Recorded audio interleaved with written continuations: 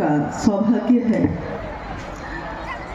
कि अपने गुरु शिव के लिए यहाँ इस स्थान पे आने का मौका मिला है।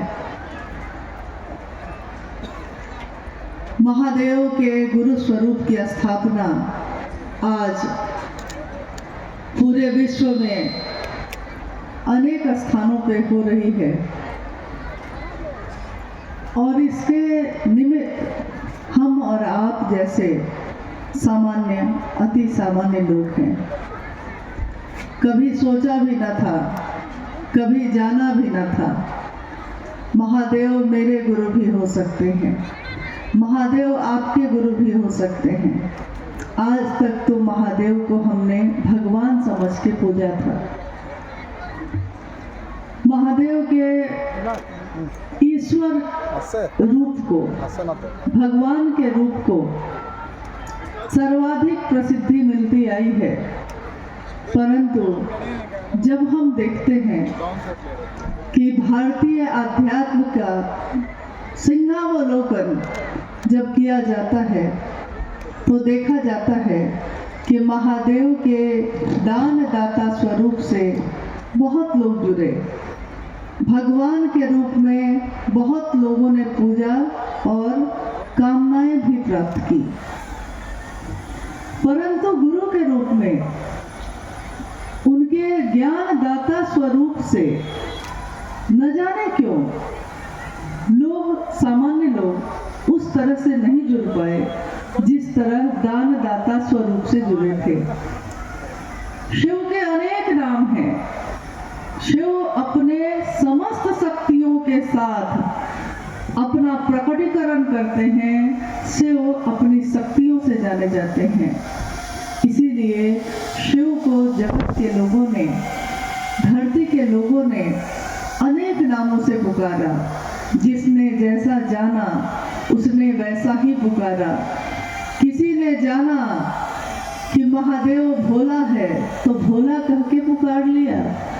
किसी ने जाना कि महाराज महाकाल, कालों के काल महादेव हैं तो महाकाल कह के पुकारा। तो धरती ने उनको अनेक नामों से पुकारा, परंतु आज तक कोई न जान सका कि पूरा का पूरा महादेव का समग्र स्वरूप क्या है। न कोई देख सका, न कोई जान सका। परंतु जब हम अध्यात्म की बात करते हैं, धर्म और अध्यात्म की बात करते हैं, तो अध्यात्म का अर्थ होता है आत्मा का विज्ञान, खुद को जानने का विज्ञान। हम कौन हैं, कहाँ से आए हैं, कहाँ को जाएंगे, हमारे इस जन्म लेने का कारण क्या है, क्या मेरा जन्म सिर्फ इसके लिए हुआ है कि मैं एक इंसान बनकर जीवित रहूं और एक दिन मेरी मौत हो जाए, मेरे घर परिवार के बच्चे मुझको देखें और फिर जब मेरी मौत हो जाए तो मेरे इस पंच तत्व से बने शरीर को अग्नि के हवाले कर दें। क्या मेरे इस जीवन में आने का एक यही कारण है और कोई कारण नहीं? अध्यात्म यानी खुद को जानने का विज्ञान। मैं कौन हूँ? अहम ब्रह्मास्मि, मैं वही पर ब्रह्म हूँ, उसी का अंश हूँ, उसी की संतान हूँ, ये जानने का विज्ञान। परंतु अध्यात्म के तल पे हमारे आपके जैसे सामान्य लोग सोए थे। आध्यात्मिक तल पे हम जगह नहीं थे, मानसिक तल पे भी हम जगह नहीं थे, लौकिक शारीरिक तल पे जगे हुए थे। परंतु जब हम अध्यात्म और मानसिक बात करते हैं तो वहां पे हमारा मन सोया था। उसी आध्यात्मिक तल को जगाने का काम किया साहब ने। उन्होंने कहा कि आध्यात्मिक तौर पे आप जब खुद को जानने की कोशिश करते हैं तो जानिए कि सबसे सुंदर गुरु वही हो सकता है जिसने हमको आपको बनाया है। जिसने हमको आपको बनाया है, सबसे बड़ा गुरु, सबसे सुंदर गुरु, सबसे अच्छा गुरु वही हो सकता है, क्योंकि वो हमारी हर चीज को जानता है। और इसीलिए उन्होंने कहा कि अध्यात्म एक ऐसी चीज है जो धर्म और जाति और विभिन्न संप्रदायों में हम आप बटे हुए हैं, उसकी तुलना उन्होंने इस तरह से की कि जिस तरह कोई सोने का दिया है, कोई चांदी का दिया है, कोई पीतल का है, कोई मिट्टी का है। दिए तो सब अलग अलग है, परंतु उन दियों को जब जलाया जाता है, उन दियों में जब बत्ती के साथ रोशनी प्रज्वलित होती है, तो दियों की रोशनी तो एक ही होती है। अगर सोने के दिए को ढक दिया जाए, चांदी और पीतल और मिट्टी के दिए को ढक दिया जाए और कहा जाए किसी से कि बताइए कि रोशनी किसकी है, सोने की है कि चांदी की है, तो कोई भी देखकर कहेगा रोशनी तो रोशनी होती है, वो चाहे चांदी की हो चाहे सोने की हो, दिए की नहीं मन की होती है। इसीलिए हमारे आपके अंदर की उसी रोशनी को साहब श्री ने जगा दिया। उस रोशनी को देखकर उन्होंने कहा हर जीवात्मा, हर मनुष्य, हर मानव परमात्मा पथ का पथिक हो सकता है। आज तक धरती पे ये रास्ता किसी ने किसी के लिए नहीं खोला था। आध्यात्म के रास्ते बने हुए थे, परंतु जिस तरह कहीं कहीं आपने देखा होगा कि मंदिरों के दर्शन में VVIP लिखा होता है और सामान्य श्रेणी लिखा होता है, तो मतलब हम समझ जाते हैं अच्छा इधर हम जैसे जो नहीं जा सकते, जो बहुत VVIP होंगे वही जा सकते हैं। अध्यात्म का रास्ता भी कुछ ऐसा ही बना हुआ था। जो बड़े बड़े संत हैं, जो बड़े बड़े ऋषि मुनि हैं, उनके लिए तो खुल जाता था, परंतु हमारे आपके जैसे सामान्य और अति सामान्य लोगों के लिए वो रास्ता बंद था। अक्सर हमारे आपके जैसे लोग ये सोचते तो थे, कपकपाते होठों से दूर से देखते हुए महादेव को, आंखों में आंसू भरे हुए सोचते तो थे कि महादेव क्या आप भी भेद करते हैं? क्या महादेव के पास भी अलग अलग वर्ण, अलग अलग श्रेणियां हैं कि महादेव सबके लिए है?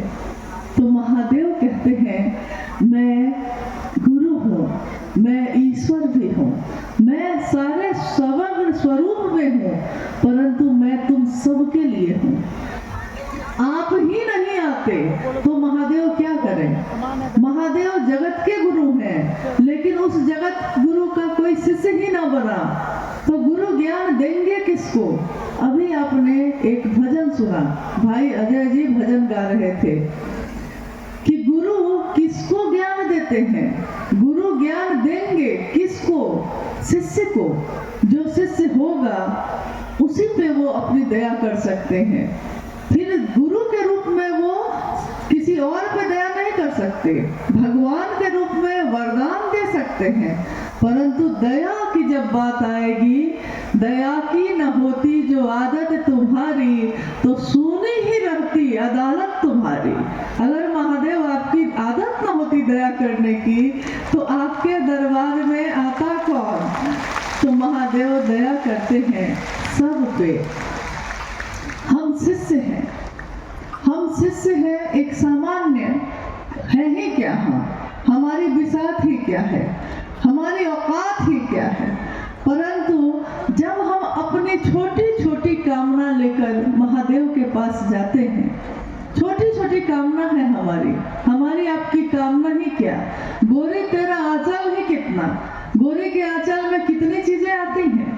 थोड़ा सा मांगते हैं कि पति को नौकरी हो जाती, कि बेटा सुखी हो जाता, कि बहू ठीक रहती, कि मेरा घर परिवार सुखी संपन्न रहता, मैं भी स्वस्थ रहती, बस इतना दे दीजिएगा कि 2 रोटी खुद भी खाऊं, और अगर कोई साधु आ जाए तो दरवाजे से लौटे नहीं।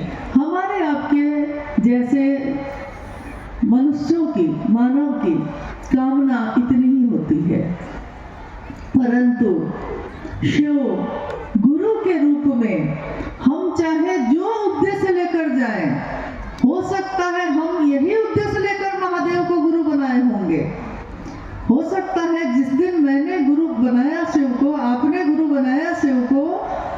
लेकिन हो सकता है मेरे मन में कोई कामना रही होगी।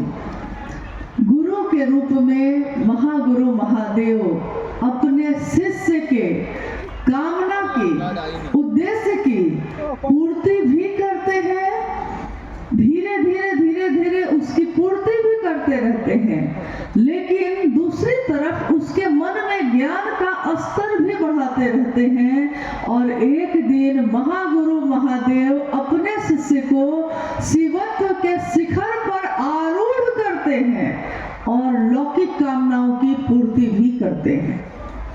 शिवत्व का शिखर उस पे आरूढ़ करते हैं। ये पंक्ति है साहब हरिनानंद जी की, जो आओ चलें शिव की ओर पुस्तक में उन्होंने लिखी है।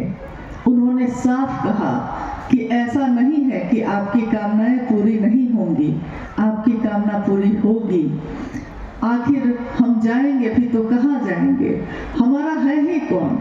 जग में इतना देखा हमने, चारों तरफ देखते हैं, सब तरफ देखते हैं, लगता है कि जैसे कोई अपना है भी तो कुछ दिन के बाद लगता है कि ये तो अपना था ही नहीं। एक भ्रम के जाल में हम सब फंसे हुए हैं। एक बार एक व्यक्ति ने साहब से पूछा था बहुत साल पहले कि साहब आपको कैसे पता कि महादेव आपके गुरु हैं और आप उनके शिष्य हैं, महादेव आपको दर्शन देते हैं, कि आपको कहीं भ्रम तो नहीं है ये।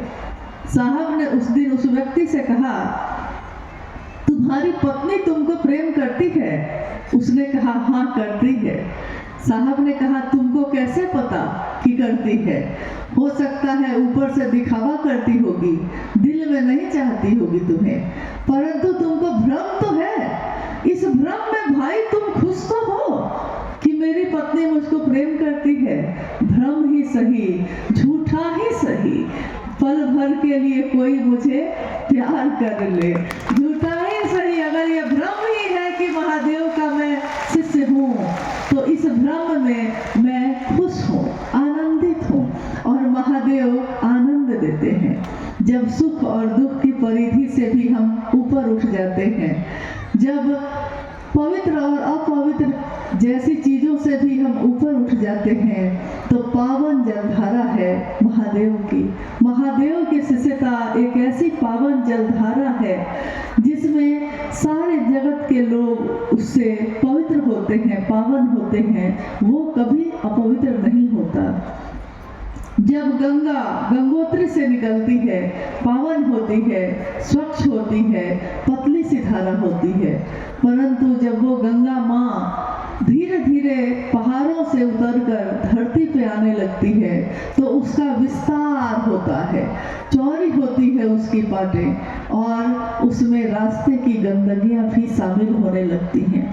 रास्ते की गंदगियां शामिल तो होती हैं, परंतु माँ गंगा पावन ही रहती है, वो अपवित्र नहीं होती, वो अपवित्र को भी पावन करती है। तो महादेव गुरु के रूप में मैं पवित्र हूँ या अपवित्र हूँ, मैं सुचिता के रूप में हूँ या ना हूँ, परंतु मैं जो भी हूँ, अच्छा हूँ, बुरा हूँ, भला हूँ, खराब हो, जो भी हूँ मैं, महादेव मुझको आपको शिष्य के रूप में ग्रहण करते हैं। और जिस तरह पावन गंगा अपने क्षेत्र में, अपने जलधारा में आए हुए तमाम चीजों को पावन कर देती है, महागुरु महादेव का सानिध्य भी हमको आपको शिव जैसा बनाता है, पावन करता है। और इस कालखंड में आपने सुना अभी, इस कालखंड में इसका अर्थ होता है कि कभी सतयुग आया था, कभी द्वापर युग भी आया था, कभी त्रेता युग भी आया था, ये युग है कल युग। सालों से जब से मैंने साहब को देखा, पहली बार एक गुरु भाई ने उस समय सदानंदपुर बेगूसराय में एक संगोष्ठी में एक भजन गाया था साहब के लिए। उन्होंने गाया था उन साहब के लिए जो सबके लिए इस दुनिया में आए हैं। स्वागत किया था साहब का, ये कह के किया था कि सारी दुनिया तो बिछाती है फूल, दिल अपना बिछाएंगे हम। साहब के तरफ देखते हुए हम लोगों को लगा उस समय कि दुनिया ने तो हमेशा फूलों की बात की, फूल होंगे तो कांटे भी होंगे, लेकिन जब दिल होता है तो कांटे नहीं होते हैं, जब दिमाग होता है तो कांटे होते हैं। दिल तो बिछाए जाते हैं, दिल में तो भाव होता है, दिल में तो प्रेम होता है, और जब वो साहब के लिए झुकता है तो फिर कोई भेद नहीं करता, कुछ और नहीं सोचता। इस कालखंड में साहब आए, कलयुग का युग है ये। इस कलयुग में युग पुरुष कह के पुकारा हमने उनको। क्या कहा साहब को? स्वागत है हे युग पुरुष तुम्हारा, तुमने जमी पे गुरु शिव को उतारा। तो स्वागत है हे युग पुरुष तुम्हारा। युग पुरुष किसको कहा जाता है? युग पुरुष उसको कहा जाता है, एक ऐसा व्यक्तित्व, एक ऐसा मनुष्य जो शरीर में तो आता है, परंतु शरीर में वो ईश्वर की समस्त शक्तियों को धारित करके आता है, और उसके विचार, उसकी सोच में ये ताकत होती है कि वो करोड़ों लोगों के दिलों पे राज करता है, सोच को बदल देता है।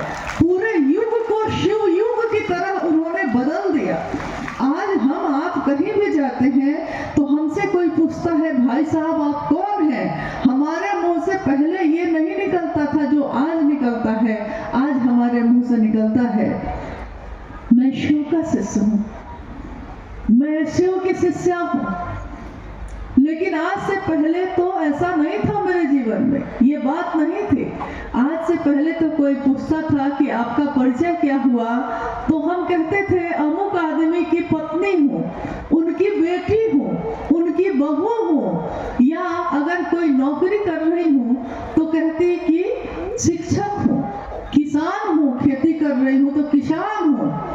परंतु आज हमारे मन में उस महागुरु महादेव ने ये आत्मबल पैदा किया, ये ताकत पैदा की कि हमारा मन आज समझता है, सिर्फ बोलता नहीं है। हम समझते हैं सचमुच में कि शिव मेरे हैं, मैं शिव का हूँ। यही समझ साहब श्री ने पैदा की कि वो शिव जो सबका है, तुम्हारा है कि नहीं?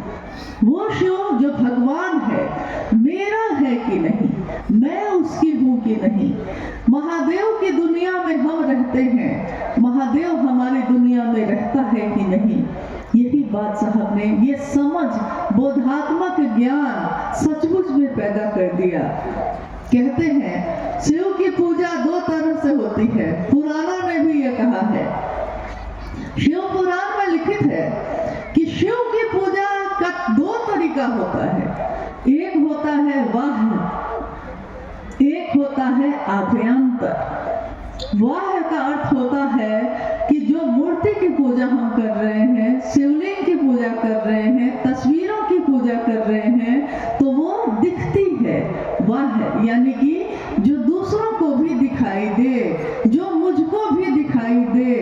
परंतु एक होता है आभ्यंतर, भीतर की चीज, मन की चीज, और जिसके चित्त में शिव अवस्थित है, जिसकी नींद में शिव अवस्थित है, सचमुच शिव का शिष्य, शिव का गण वही होता है जिसके चित्त, जिसका चित्त मतलब मन, जिसके मन में शिव विराजते हैं, और जिसका मन पल प्रतिपल शिव को ही भजता है। शिव शिवम शिव शिवम शिव शिवम, जो शिव को ही भजता है और शिव को ही सुनता है, शिव को ही बोलता है, उसके जीवन में न बोलने के लिए कुछ और बचा है, न सुनने के लिए कुछ और बचा है। महादेव महादेव की गूंज है, और ये सारे चीजों को हमारे जीवन में पैदा करने वाले वही युग पुरुष हैं जिनका नाम है साहब खैरताबाद जी।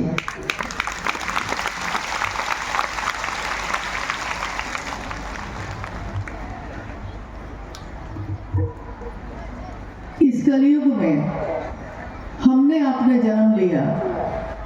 हमारे शास्त्रों ने कहा उस समय कि कलयुग एक ऐसा युग होगा जिसमें महेश्वर और चंडी की पूजा होगी, लेकिन ये एक ऐसा युग होगा जिस युग में धर्म का नाश हो जाएगा, पाप और अनाचार का बोलबाला हो जाएगा। ये एक ऐसा युग होगा जिस युग में गुरु और शिष्य परंपरा भी जाती रहेगी, भाई भाई का न होगा, बहन बहन की नहीं होगी। शास्त्रों ने यह लिखा था, कहते हैं कि भाग्य में जो लिखा हो उसको भी अगर कोई बदल सकता है तो वो महादेव हैं। ब्रह्मा भाग्य लिखते हैं और महादेव एक रेख नहीं, पूरी की पूरी किताब ही बदल देते हैं। इसी तरह इस कलयुग को उन्होंने बदल दिया। कभी तो ये बात आई थी, हजारों साल पहले के पुराण में लिखा है कि धर्म का नाश होगा, पाप और अनाचार का बोलबाला होगा। परंतु आज देखिए तो चारों तरफ भाई भाई को नहीं पहचानेगा, लेकिन हमने तो गुरु भाई गुरु बहन का रिश्ता बना लिया है। और गुरु भाई गुरु बहन का जो रिश्ता है वो अपने खून के रिश्ते से भी भारी पड़ गया है। किसके कारण? महादेव के कारण है।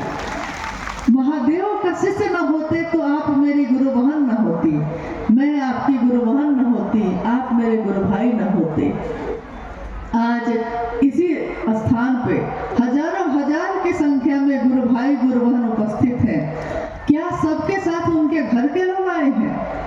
कोई किसी गुरु भाई के साथ 500 गुरु बहन चल देती हैं। एक गुरु भाई के साथ इतनी गुरु बहन चल दी, किस विश्वास पे? ये विश्वास किसने पैदा कर दिया? ये बल किसने पैदा कर दिया? ये कैसा परिवार बनाया साहब ने। माँ नीलमानंद जी ने इस परिवार को ममता से सींच दिया। एक ऐसा परिवार जो शिव शिष्यों का परिवार कहलाता है और शिव शिष्यों का परिवार, उसका मुखिया महादेव स्वयं है। माँ पार्वती जिसकी माँ है और हम सबको पोषण दे रही हैं। इस धरती पे हमने देखा, अगर महादेव इंसान का रूप लेकर उतरेंगे तो वो कैसे होंगे? करुणावतारम होंगे, भोला होंगे, प्रेम की बरसात करने वाले होंगे, दया ही दया जिसके हृदय में होगी। ये सारे गुण हमने देखे। किनमें देखे? साहब में। साहब जो करुणा ही करुणा बरसाते रहे, जो दया की बारिश ही करते रहे। जग ने उनके साथ क्या क्या न किया, फिर भी उन्होंने सबको माफ किया। उन्होंने कभी शिकवा शिकायत नहीं की किसी की। आज तक आपने कभी गुरु मंच से ये नहीं सुना होगा कि साहब ने किसी के बारे में कहा हो, परंतु उन्होंने एक बात जरूर कही कि जमाने में जब तलक अपना जीना होना है, जमाने में जब तलक अपना जीना होना है, तुम्हारी चोट होनी है, हमारा सीना होना है। तुम्हारी चोट होती रहेगी, मेरा सीना रहेगा। और तुम दे भी क्या सकते हो? धरती देती भी क्या है? जमाने के लोग देते भी क्या है? चोट के सिवा, दर्द के सिवा, पीड़ा के सिवा और क्या दे सकते हैं? देने वाला तो सिर्फ महादेव है। जग वाले क्या देंगे मुझको? देने वाला भोला है, महादेव देता है। तो महादेव की तरह साहब ने भी सबको अमृत दिया, सबको अपना दया भाव ही दिया, सब पे करुणा बरसाई, सब पे अपनी ममता बरसाई उन्होंने। उन पे भी जो शिव के शिष्य थे, उन पे भी जो शिव के शिष्य थे नहीं, मगर संभावना है कि होंगे। आज इस महागुरु के महोत्सव में हम सब इकट्ठे हुए हैं और काफी देर से आप बैठे हैं। स्वाभाविक है, मौसम भी है, जल्द ही रात हो जाएगी। हमको भी लौटना है, आपको भी लौटना है, परंतु मेरा आग्रह होगा भाई अजय जी से कि अगर कोई जिज्ञासा आई है तो वो जरूर इसको पढ़ें। जी है, जिज्ञासाएं बहुत सारी आई हैं और हम लोग चाहेंगे कि इन जिज्ञासाओं को आप ध्यान से सुनिए, क्योंकि साहब ने अनुनय किया है बहुत बार। क्यों अनुनय किया है?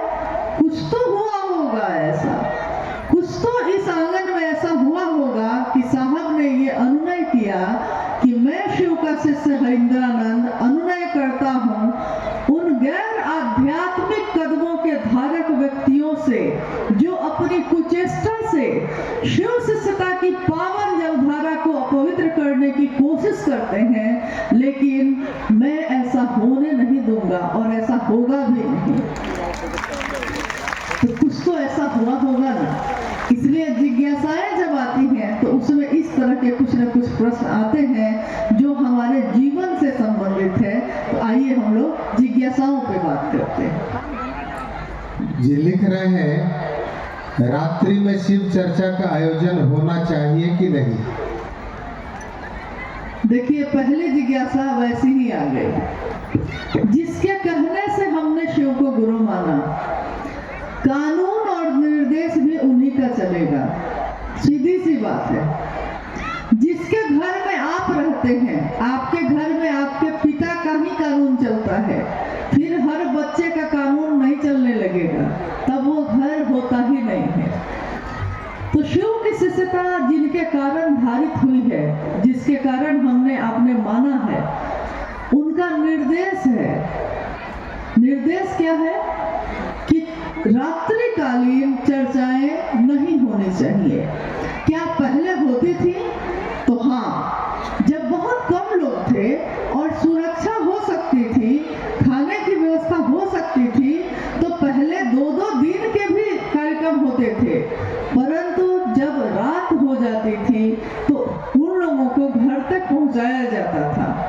आज का हाल ये है कि हम बुला तो लेते हैं लोगों को, भीड़ तो इकट्ठी कर लेते हैं, रात हो जाती है तो वो घर कैसे लौटेगा, इसकी व्यवस्था कोई नहीं करता। इस कारण से साहब श्री ने इसी कारण से एक निर्देश जारी किए थे कि किसी हालत में रात से पहले कोई भी दिवा काल में हो जाए, शिव चर्चाएं अगर आयोजित होती हैं तो दिवा काल में हो, उसके बाद ना हो।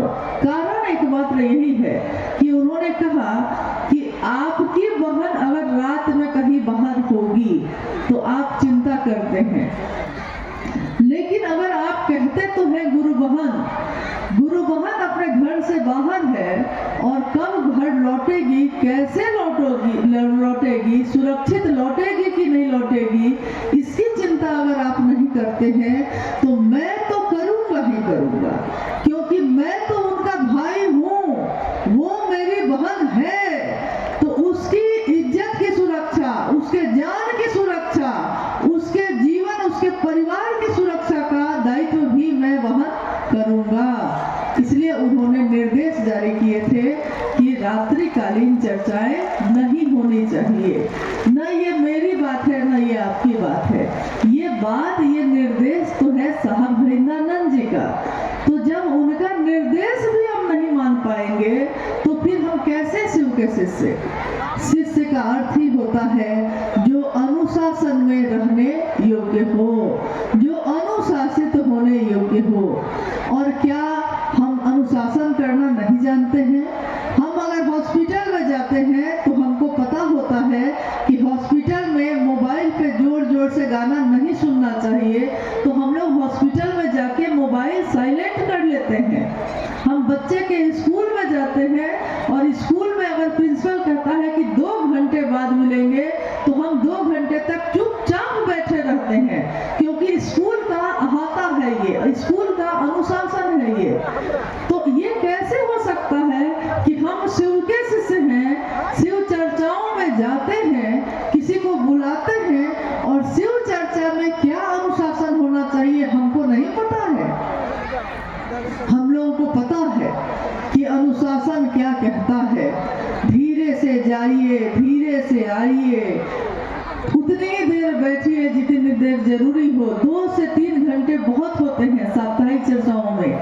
अगर लोगों को बुलाया है तो दिवा काल में बुलाइए, दिवा काल में छोड़ दीजिए। और जो साहब का निर्देश है उसके अनुसार ही शिव चर्चाओं का आयोजन या साप्ताहिक चर्चाओं का आयोजन किया जाए। इसलिए रात्रिकालीन चर्चाएं नहीं होनी चाहिए, क्योंकि साहब ने कहा है कि नहीं होनी चाहिए।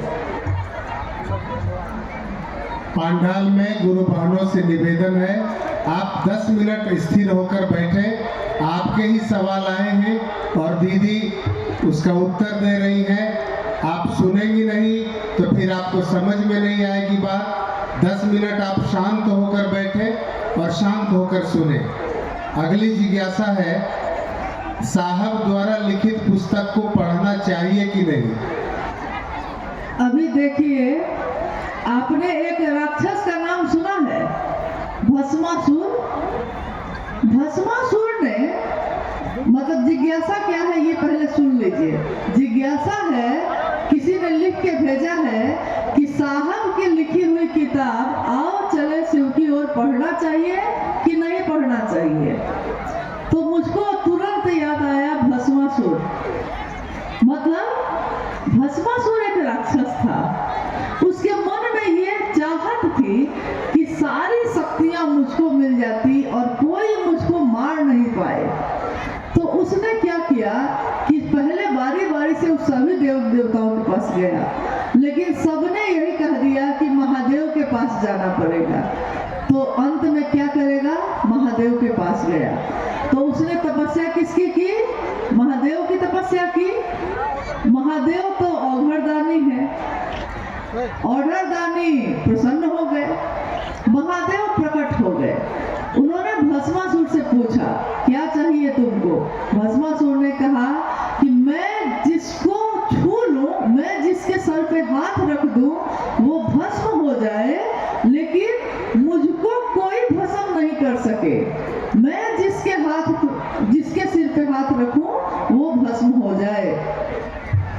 महादेव भगवान के रूप में, ईश्वर के रूप में समदर्शी हैं। तो उन्होंने वरदान दे दिया, कहा तथास्तु, ठीक है ऐसा ही होगा। वरदान मिल गया। अब महादेव कहते हैं अब जाओ, वरदान तो मिल गया। उसने कहा, भस्मासुर ने कहा कि महादेव मुझको ये ताकत मिली कि नहीं मिली, इसको बिना टेस्ट किए मैं कैसे जाऊं? तो आइए पहले मैं आप ही के सिर पे हाथ रखूंगा ताकि देखता हूं कि आप भस्म होते हैं कि नहीं। कहानी आगे है कि ऐसा हो गया कि कैसे भगवान विष्णु आ गए, फिर मोहिनी का अवतार हुआ, फिर पता चला वो नृत्य करने लगे और भस्मासुर ने भूल से मोह में पड़ के नाचते नाचते अपने ही सिर पे हाथ ऐसे रखा और अपने सिर पे हाथ जैसे ही रखा वैसे ही भस्म हो गया। तो ये जिज्ञासा जब आई कि साहब की किताब पढ़नी चाहिए कि नहीं, तो मुझको भस्मासुर का नाम ही याद आया कि जिसके कारण कोई शिव का शिष्य हुआ, जिनके कारण आज शिव शिष्यता अविच्छिन्न अपने प्रबल वेग से बह रही है, आगे बढ़ रही है, उन्हीं साहब की लिखी हुई बात को पढ़ने के लिए कोई कहता है कि पढ़ना चाहिए कि नहीं पढ़ना चाहिए। उनके सिवा किसी को नहीं पढ़ना चाहिए, उन्हीं को पढ़ना चाहिए और उन्हीं को सुनना चाहिए, क्योंकि उन्हीं के कारण शिव के शिष्य हुए हैं हम। दुर्भाग्य है हमारा कि हम ऐसी चीजों पे भी जिज्ञासा करते हैं जिसके बारे में सोचा भी नहीं जा सकता है। कोई मंदिर बना ले रहा है, कोई कहता है यही जन्म हुआ है साहब का, कोई कहता है साहब तो मेरे ही घर में बैठे रहते हैं। क्या हो गया है लोगों को? साहब का स्थान है उपवन रांची में। कभी कभी वहां आने वाले गुरु भाई गुरु बहन कहते हैं कि जब हम लोग आ रहे थे तो लोगों ने कहा कि अब उपवन में क्यों जाना है, क्योंकि वहां तो मुखिया नहीं है। तो मैंने कहा कि आप आए हैं ना, आपको ऐसा लगा है कि मुखिया नहीं है? तो उन्होंने कहा कि नहीं, मुझको तो दिखाई दिया है कि साहब उसी तरह बैठे हैं और लग रहा है जैसे उन्हीं से मेरी बात हो रही है। तो मैंने कहा कि जैसे साहब ने कहा ना कि मेरे टेलीविजन में महादेव आते हैं, आपके टेलीविजन में नहीं आते हैं, तो मैं क्या करूं? मेरे टेलीविजन में आते हैं।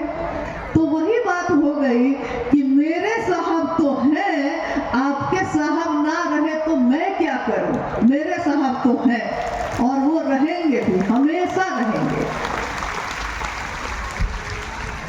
यही सवाल था अगला, आपने उत्तर दे दिया है, लेकिन मैं सवाल पढ़ देता हूँ।